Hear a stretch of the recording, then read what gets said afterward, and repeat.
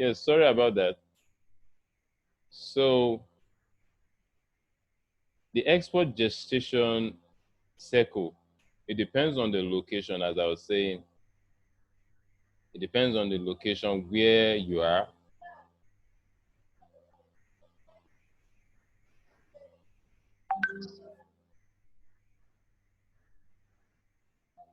So the raw material, where you get your raw material from, you review that, just like I said, the food safety for the raw material.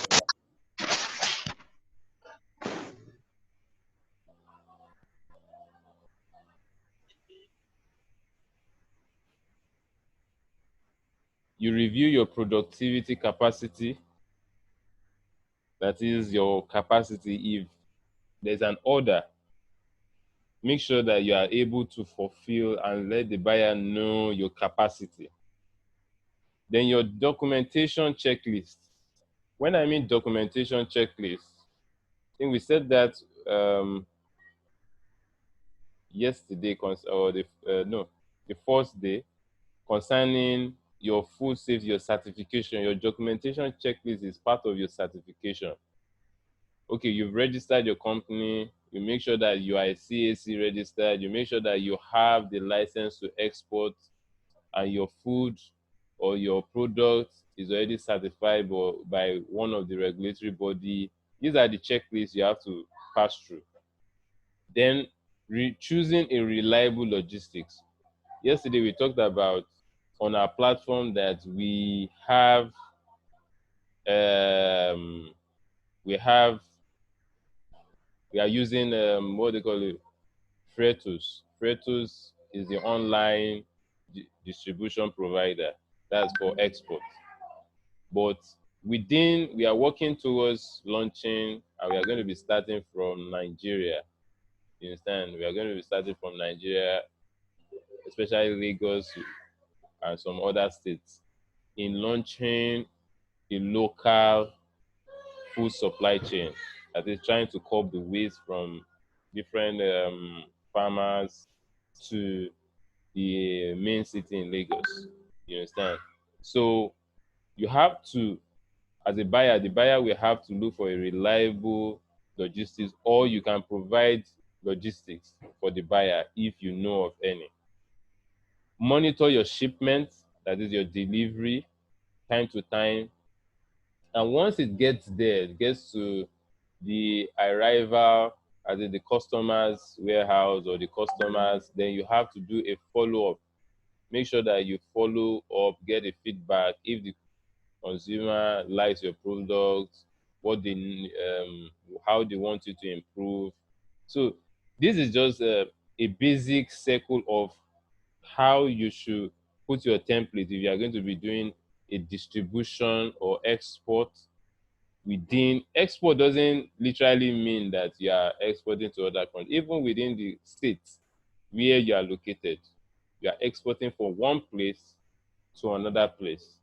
So it's still the same circle that you pass through. You make sure you get feedback. You make sure that your customers can trust, even if something goes bad, they can trust that maybe it's not your fault and some other things like that.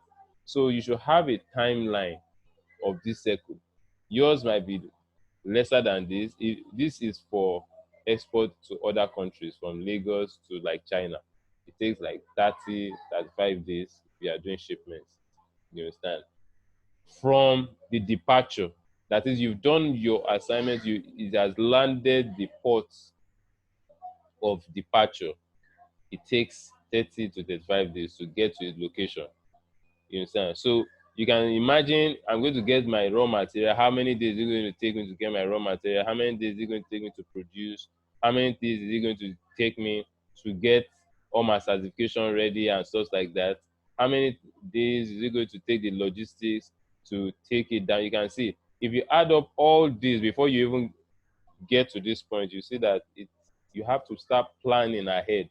It's not until you have an order before you now start thinking of, okay, let me go and get my certification. Okay, let me get how know the capacity that I am able to produce. You understand? So you have to plan ahead. in terms of production, in terms of delivery to market. You understand? So these are the circle that the basic circle you should follow in terms of exports and delivery to market. So I will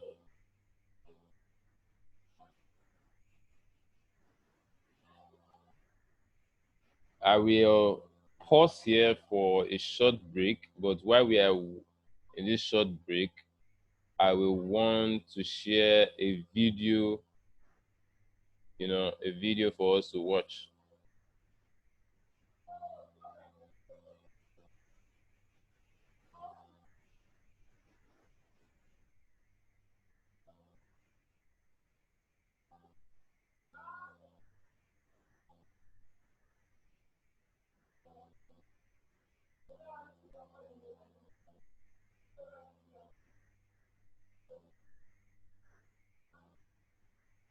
So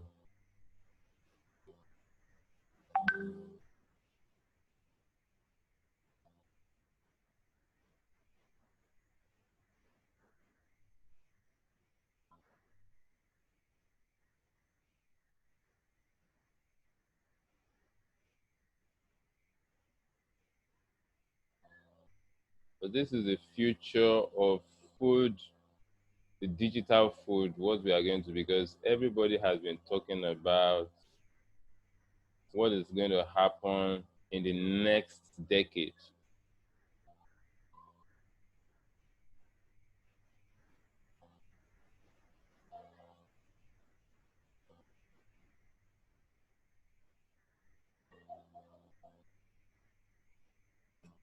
In this video, I'm going to create this ebook in just 2 minutes, directly from this blog post, How to Make an Ebook in 5 Steps.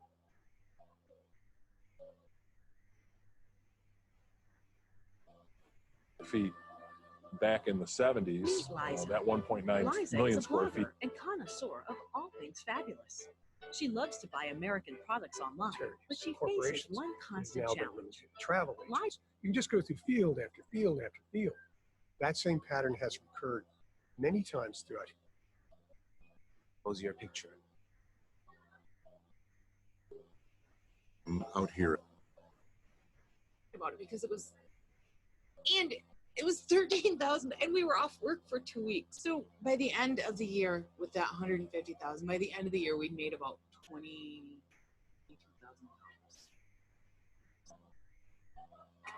It's an important part of the automation story, right? Why are they so afraid of automation? Because we've had 4 decades of rising inequality in wages. And if anybody is going to take it on the chin from automation in the trucking industry, the first in line is going to be the driver, without a doubt. For his research, Vasselli tracked down truckers and their families like Sean and Hope Cumbie of Beaverton, Michigan. Hey, Hope. Steve Vasselli. Hi, Steve. Nice to meet you. Great to meet you, too. Thanks. And their son, Charlie. This is Daddy, me, Daddy, and Mom. But Daddy's not here. Sean Cumbie's truck has broken down in Tennessee.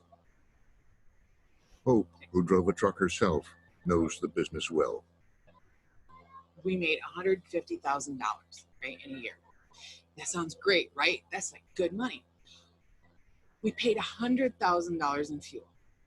Okay, so right there, now I made $50,000. But I didn't really, because, you get an oil change every month, that's $300. You still have to do all the maintenance. But we had a motor blowout, right? $13,000. Right? I know. I mean, I choke up a little just thinking about it because it was 13,000 and we were off work for 2 weeks. So by the end of the year with that 150,000, by the end of the year, we'd made about $22,000. In a truck stop in Tennessee, Sean has been sidelined waiting for a new part. The garage owner is letting him stay in the truck to save money. Hi, baby. Hey, how's it going? It's going. Chunky butt. Hi, Chunky butt. What are you doing? Believe it or not, I do it because I love it. I mean, it's in the blood. 3rd generation driver. And my granddaddy told me a long time ago when I was probably 11, 12 years old, probably. He said, the world meets nobody halfway. Nobody. He said, if you want it, you have to earn it. And that's what I do every day. I live by that creed, and I've lived by that since it was told to me. So if you're down for a week in a truck, you still have to pay your bills. I have enough money in my checking account at all times to pay a month's worth of bills. It does not include my food. That doesn't include field trips for my son's school. My son and I just went to our yearly doctor appointment. I took money out of my son's piggy bank to pay for it because it's not scheduled in. It's not something that you can, afford. I mean, like when, sorry. It's okay.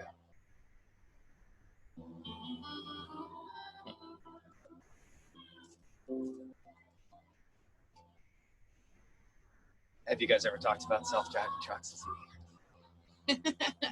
So kind of. I asked him once, and he laughed so hard. There's no way will they ever have a truck that can drive itself. It's kind of interesting when you think about it. They're putting all this new technology into things, but it's still man-made, and man, does make mistakes. I really don't see it being a problem with the industry because, one, you still got to have a driver in it because I don't see it doing city. I don't see it doing, main things. I don't see it backing into a dock. I don't see the automation part, doing maybe the box trailer side, I can see that, but not stuff like I do. So I really ain't worried about the automation trailers. How near of a future is it? Yeah, self-driving. So some companies are already operating. Embark, for instance, is one that has been doing driverless trucks on the interstate and what's called exit-to-exit self-driving. And they're currently running real freight. Really? Yeah, on I-10. See the face in our see the look in our face. Over time, it has become harder and harder for veteran independent drivers like the Cumbies to make a living. They've been replaced by younger, less experienced drivers. So the trucking industry is $740 billion a year. And again, in many of these operations, labor is a third of that cost. By my estimate, I think we're in the range of 300,000 or so jobs in the foreseeable future that could be automated to some significant extent.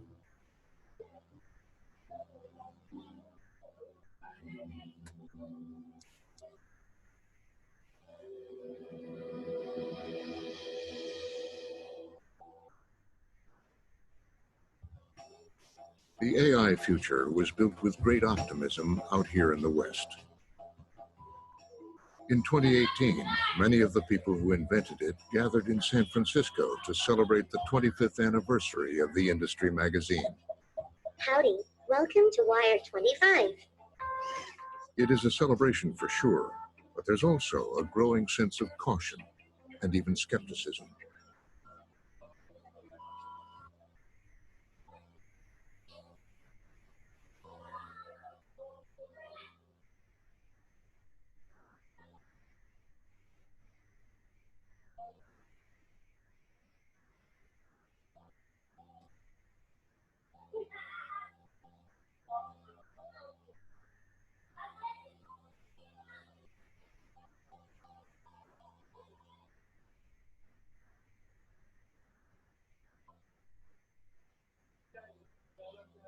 Sorry for this.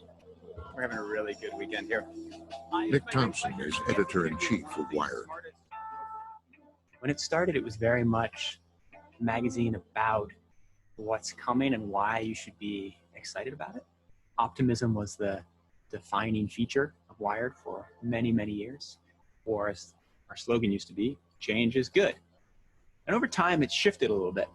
And now it's more, we love technology, but let's look at some of the big issues and let's look at some of them critically. And let's look at the way algorithms are changing and we behave for good and for ill. So the whole nature of Wired has gone from a champion of technological change to more of a observer of technological change. So Before we start, There are 25 speakers, all named as icons of the last 25 years of technological progress. why is Apple so secretive? Joni Ive, who designed Apple's iPhone. It would be bizarre not to be. There's this question of like, what are we doing here in this life, in this reality? Jaron Lanier, who pioneered virtual reality. And Jeff Bezos, the founder of Amazon. Amazon was a garage startup. Now it's a very large company. 2 kids. His message is, all will be well in the new world.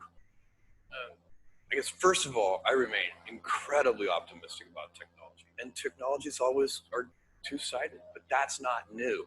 That's always been the case. And we will figure it out. The last thing we'd ever want to do is stop the progress of new technologies, even when they are dual use. But, says Thompson, beneath the surface, there's a worry most of them don't like to talk about. There are some people in Silicon Valley who believe that you just have to trust the technology. Throughout history, there's been a complicated relationship between humans and machines. Always worried about machines. It's always been fine. And we don't know how AI will change the labor force, but it will be okay. So that argument exists. There's another argument, which is what I think most of them believe deep down, which is this is different. We're going to have labor force disruption like we've never seen before. And if that happens, will they blame us? There is, however, one of the Wired 25 icons willing to take on the issue. On stage, Kai-Fu Lee dispenses with one common fear. Well, I think there's so many myths out there. I think one myth is that because AI is so good at a single task, that one day we'll wake up and we'll all be enslaved or forced to plug our brains to the AI. But it is nowhere close to displacing humans. But in interviews around the event and beyond, he takes a decidedly contrarian position on AI and job loss. The AI giants want to paint the rosier picture because they're happily making money. So I think they prefer not to talk about the negative side.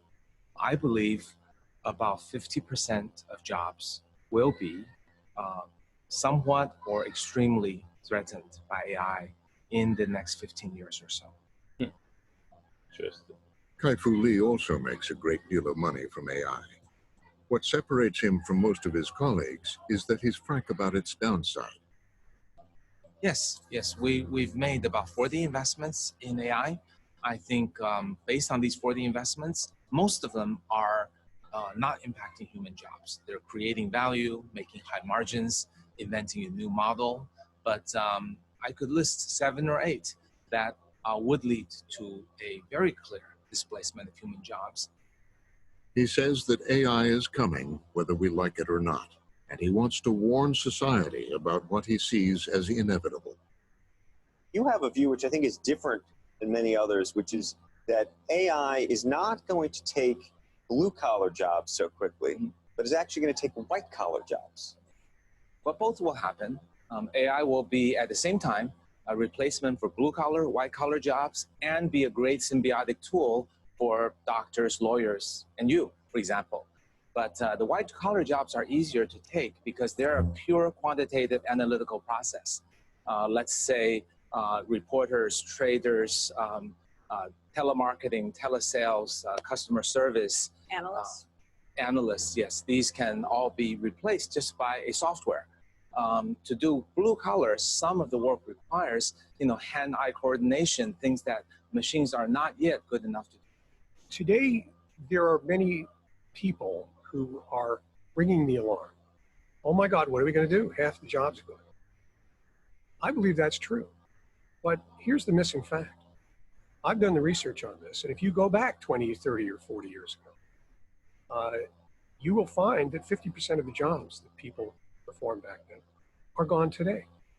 Well, where are all the telephone operators, bowling pin setters, elevator operators? They used to have seas of secretaries in corporations. They've now been limited to travel agents. You can just go through field after field after field. That same pattern has recurred many times throughout history with each new wave of automation. But I would argue that history is only trustable if it is multiple repetitions of similar events, not once in a blue moon occurrence. So over the history of many tech inventions, most are small things. Only maybe 3 are at the magnitude of AI revolution. The steam engine, electricity, and the computer revolution. I'd say everything else is too small. And the reason I think it might be something brand new is that AI is fundamentally replacing our cognitive process in doing a job in its significant entirety, and it can do it dramatically better. This argument about job loss in the age of AI was ignited 6 years ago amid the gargoyles and spires of Oxford University. 2 researchers had been poring through U.S. labor statistics, identifying jobs that could be vulnerable to AI automation. Well, vulnerable to automation in the context that we discussed 5 years ago now essentially meant that those jobs are potentially automatable over an unspecified number of years. And the figure we came up with was 47%. 47%. That number quickly traveled the world in headlines and news bulletins. But authors Carl Frey and Michael Osborne offered a caution. They can't predict how many jobs will be lost or how quickly. But Frey believes that there are lessons in history. And what worries me the most is that there is actually one episode that looks quite familiar to today, which is the British Industrial Revolution, where wages didn't grow for 9 decades, and a lot of people actually saw living standards decline as technology progressed. Saginaw, Michigan knows about decline in living standards. Harry Cripps, an auto worker and a local union president, has witnessed what 40 years of automation can do to a town. You know, we're one of the cities in the country that I think we were left behind in this recovery. I don't know how we get on the bandwagon now.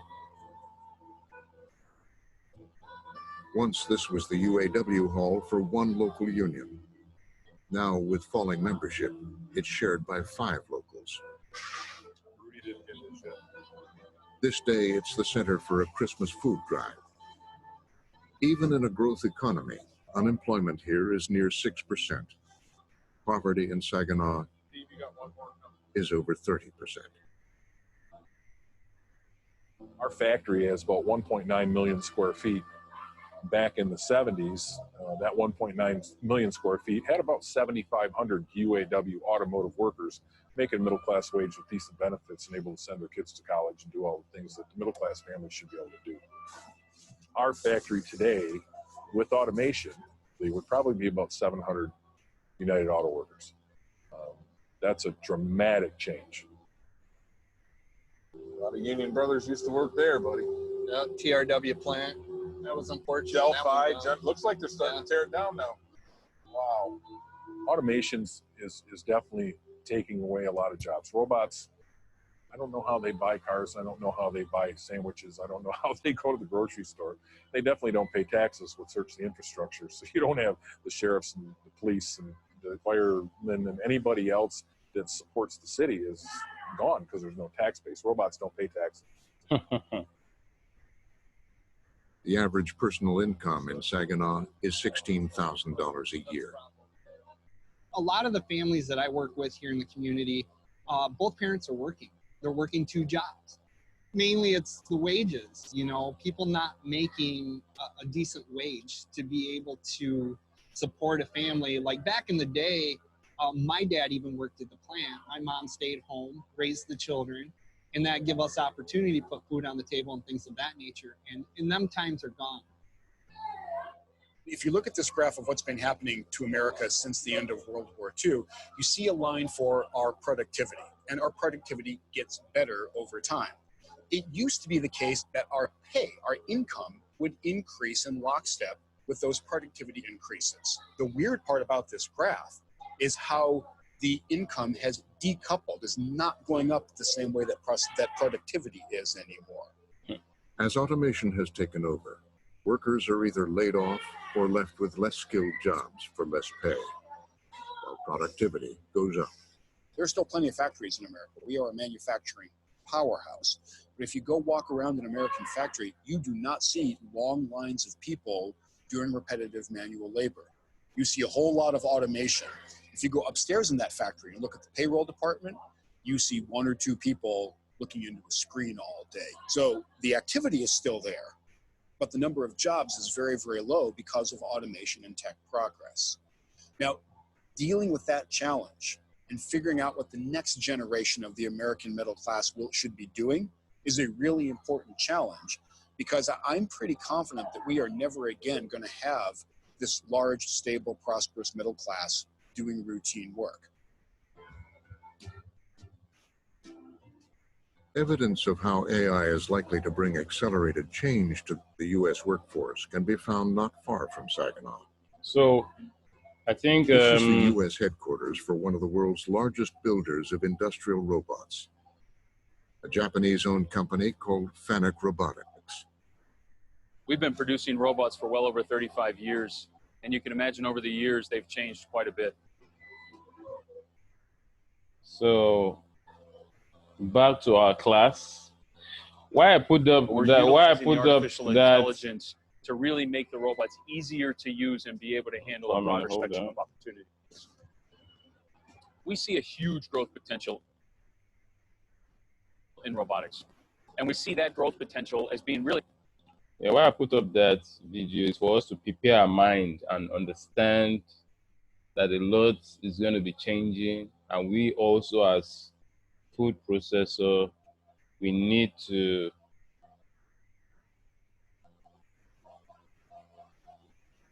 we need to prepare our mind.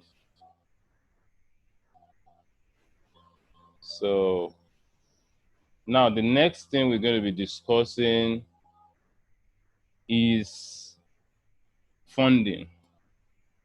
Funding has been a huge challenge. It has been a huge challenge for many agro-processing, many smallhold farmers. And that's why we have different intervention in different countries trying to support the smallhold farmers. And with this video that we just watched, you will see, and what we've been discussing at the beginning, talking about the top 10 exporter. You agree with me that the productivity in terms of food supply is not about how much labor, how many people is on the farm, or how many people is helping you in sorting and producing or packaging. It's about how fast and how efficient you are in getting your product to the market.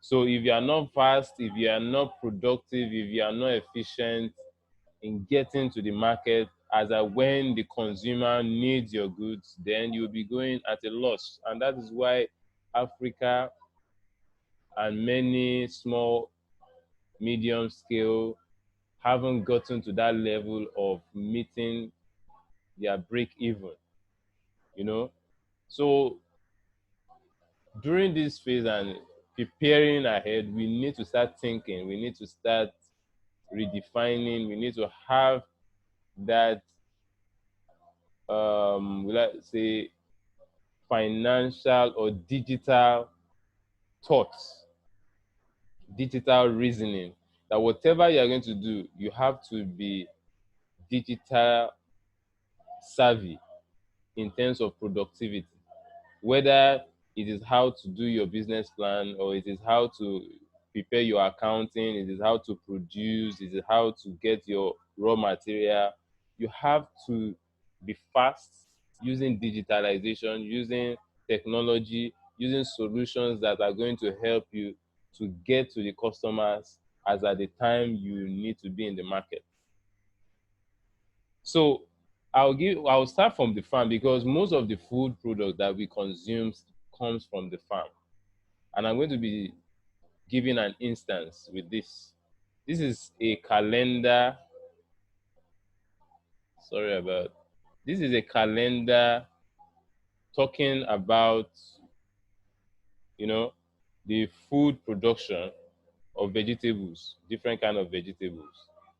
And in this calendar, as a farmer, you have a rainy season and a dry season calendar.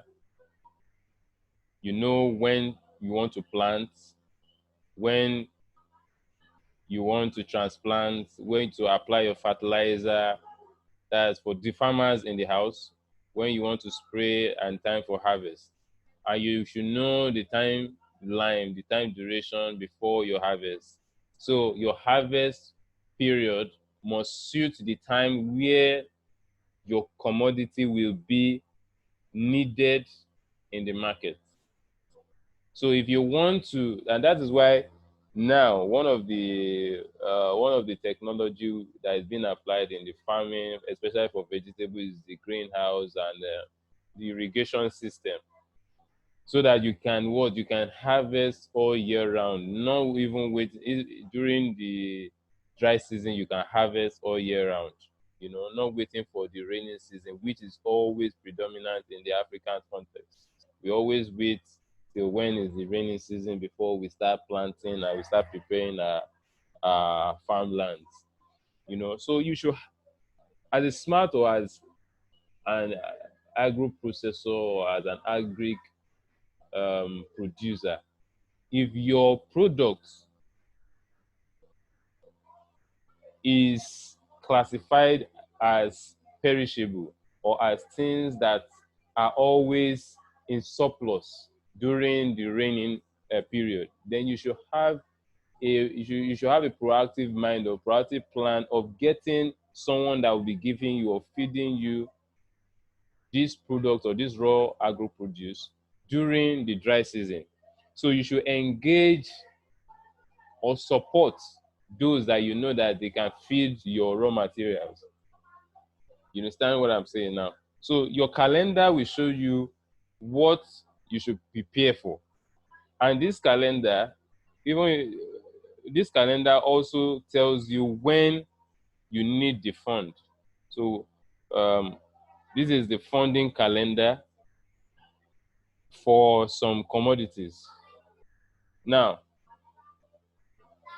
for palm oil, the best time to get your funding and to prepare, if and because you know the harvest cycle for palm oil takes about 4 years, so the best time is between the December January time, so that you can start clearing and start planting. You understand? So before this period, you should have prepared your business plan. You should have prepared and even start pitching your investment to the investor or to the bank or to whoever you've applied your for funding. So this for plantain, this is for plantain and yam, and this is this harvest cycle. This is for cashew, this is the harvest cycle. You understand? So this will guide any food processor, any food smallhold farmer in knowing that before even when I go to the field or increase my productivity, I should have this in place, or I should start preparing my mind to get the fund between this period. If you look at cassava, this is cassava, this is for maize, this is for soya beans, this is for vegetable. You understand? That doesn't mean that you can't get your fund at any time, but the best time, this is the best time to start seeking for fund. This green line there is the best time to start seeking for fund for most of these commodities that are prepared. But if you get it before this period, all good. Makes it good for you to start planning when to plant, when to sort for raw materials and stuff like that. So you should have a guide, you should have a template on when and how you want to seek for your funding.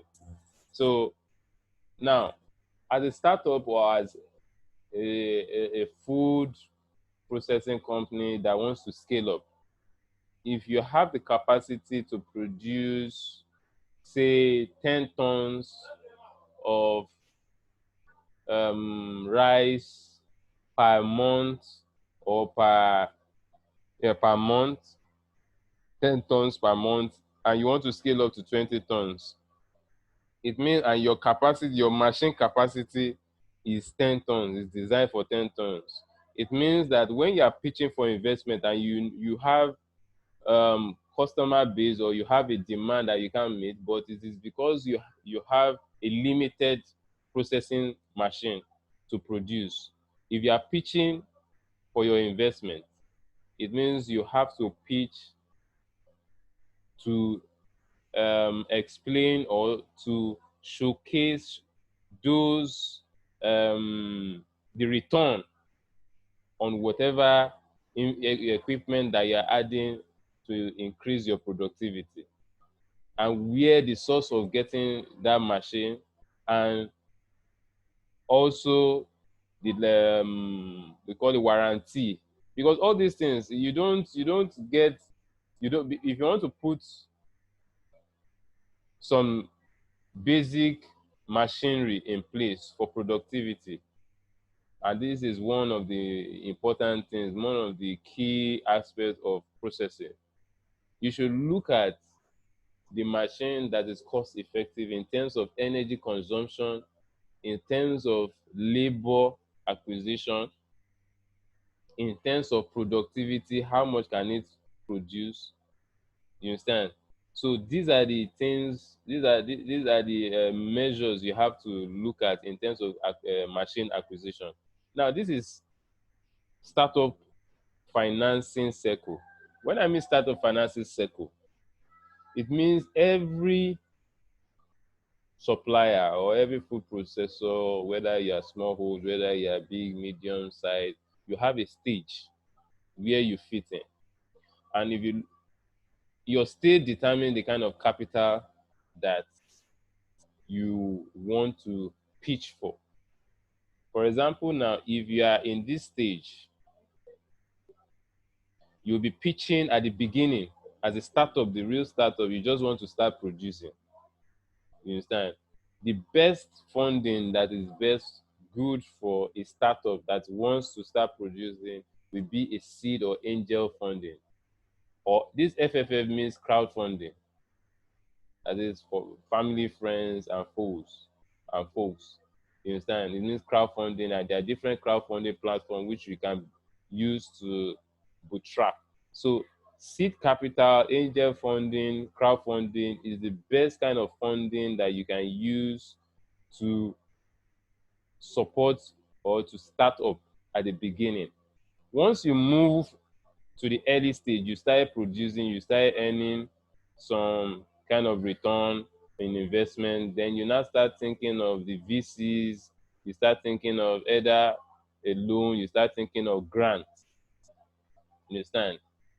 Once you move ahead again, then you start thinking of the advanced VC, because VC means venture capital.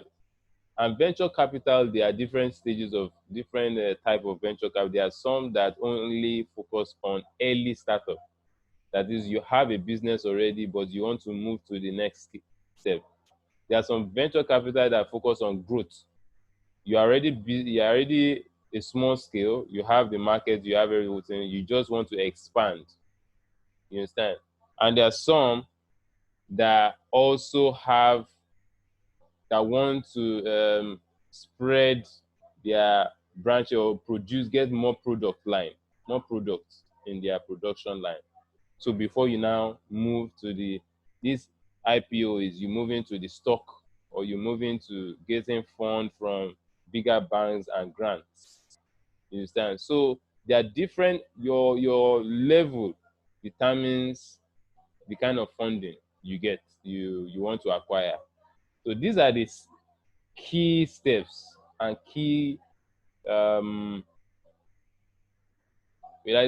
key checklist of pitching your business. First of all, you make sure that whoever you are pitching your business with you look at the timeline, and when they want you to close